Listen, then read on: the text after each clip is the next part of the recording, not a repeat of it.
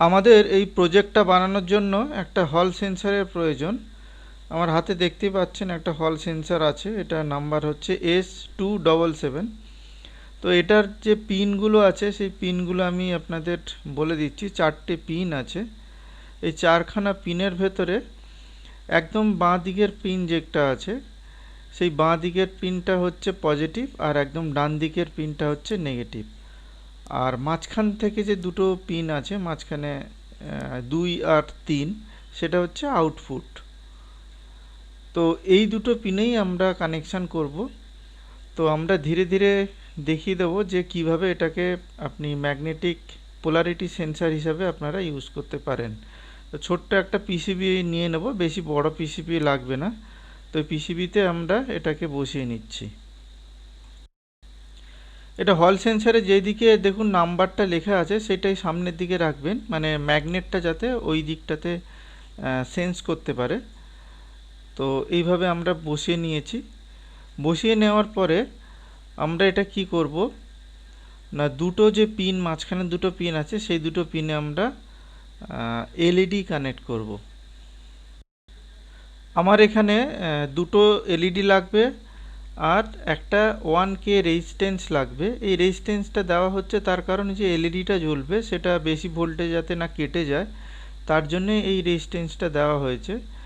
আর আপনারা যদি কম ভোল্টেজে ইউজ করতে চান সেক্ষেত্রে রেজিস্ট্যান্স না দিলেও হবে, কিংবা আপনি যদি বেশি ভোল্টেজে ইউজ করেন তাহলে রেজিস্ট্যান্সের মানটা চেঞ্জ করে আপনাদের এলইডির গ্লো যে ভাবটা, মানে কতটা জোরে জ্বলছে, সেটা আপনি অ্যাডজাস্ট করে নেবেন। এলইডিটা কিভাবে কানেক্ট করবেন আমি এখানে দেখিয়ে দিচ্ছি। এই নেগেটিভ যে লেগটা সেটাই কিন্তু 2 এবং 3 নাম্বার পিনে কিন্তু কানেক্ট করতে হবে। দেখুন এই এইটার যে এলইডিটা আছে এটাও কিন্তু নেগেটিভ পার্টটা লেগের সাথে কানেক্ট করছি। আর দুটো যে পজিটিভ পার্ট আছে এলইডির সেটা কিন্তু একসাথে জয়েন করা হয়েছে। আমরা এখানে সার্কিট ডায়াগ্রামটা পুরো বানানো হয়ে গেছে। এখানে রেজিস্ট্যান্সটা যে কানেক্ট করেছি সেটা দেখিয়ে দিচ্ছে আপনাকে কোথায় কানেক্ট করতে হবে। এই যে রেজিস্ট্যান্সটা 1K লাগিয়েছি, সেই রেজিস্ট্যান্সটা হচ্ছে এই যে এই 1 নাম্বার পিন থেকে একটা রেজিস্ট্যান্স, সেটা চলে যাবে এই দুটো এলইডি যে পজিটিভ কানেক্ট আছে সেখানে। ঠিক আছে, এটা 1K রেজিস্ট্যান্স দিলেই হবে। এবার বলি যে আপনারা এই হল সেন্সরটা পাবেন কোথায়। এই যে পুরনো যে এসএমপিএস এর ফ্যান থাকে বা এমনিও পুরনো খারাপ যে ফ্যানগুলো থাকে সেই ফ্যান থেকেই কিন্তু এই হল সেন্সরটা পেয়ে যাবেন। এই দেখুন এই পেছনে এই লকটা থাকে, এই লকটা আপনি যখনই খুলে নেবেন তখনই কিন্তু সামনের যে ব্লেডটা থাকে সেই ব্লেডটা কিন্তু একদম খুব অনায়াসে কিন্তু বেরিয়ে আসবে, সামনে দিয়ে টানলেই কিন্তু বেরিয়ে আসবে, বা পেছন দিক দিয়েও ঠেলতে পারেন। এখানে দেখুন এই যে সার্কিট বোর্ডটা আছে, মানে কয়েলের সাথে এই সার্কিট বোর্ডেই কিন্তু হল সেন্সরটা কানেক্ট করা থাকে। আপনাদের দেখাচ্ছি, আপনারা দেখুন, দিলেই বুঝতে পারবেন যে হল সেন্সরটা কোথায় থাকে।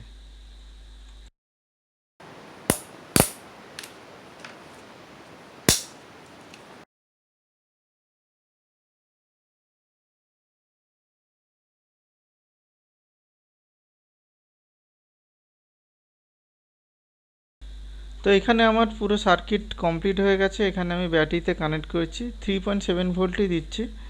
এবার আমি এখানে মার্কিং করেই রেখেছি কোনটা নর্থ পোলের জন্য জ্বলবে আর কোনটা সাউথ পোলের জন্য জ্বলবে। এইখানটাতে আমার মনে হচ্ছে হল সেন্সরটা একটু খারাপ আছে বা ডিস্টার্ব আছে, অন্য হল সেন্সর দিয়ে দেখলে ভালো হতো। তার কারণ হচ্ছে এখানে দেখুন, যখন আমি ম্যাগনেট নিয়ে আসছি আমার পোলারিটি তো চেঞ্জ হচ্ছে, কিন্তু একটা এলইডি সারাক্ষণ কিন্তু জ্বলে আছে, মানে সাউথের যে এলইডিটা আছে সেটা কিন্তু জ্বলে আছে। আপনাদের ম্যাগনেট নিয়ে দেখাচ্ছি, আপনারা বুঝতে পারবেন। এর সামনে ম্যাগনেট ধরছি, এই যে একটা এন লেখা আছে, আমি এটাকে মার্কিং করে নিয়েছি কোনটা নর্থ আর কোনটা সাউথ।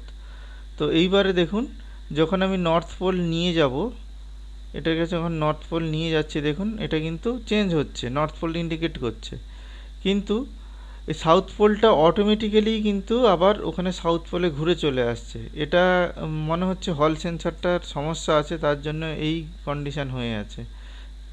বুঝতে পেরেছেন? আপনারা এই হল সেন্সার নিয়ে এই সার্কিট নিয়ে করবেন, আপনাদের কোনো অসুবিধা হবে না। যখনই নর্থ পোল আসবে নর্থ পোলের লাইটটা জ্বলবে, আবার যখন সাউথ পোল আসবে তখন সাউথ পোলের লাইটটাও চেঞ্জ হবে।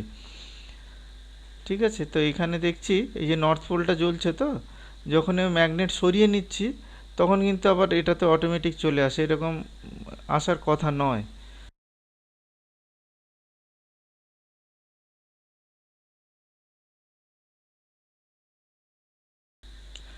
তো আজকের ভিডিওটা আপাতত এইটুকু, দেখা হবে পরে কোনো এক ভিডিওতে। আমি মোবাইলের জন্য ভালো সাউন্ড সিস্টেমের সার্কিট নিয়ে আসতে পারছি না, রেকর্ডিংটা ঠিক হচ্ছে না।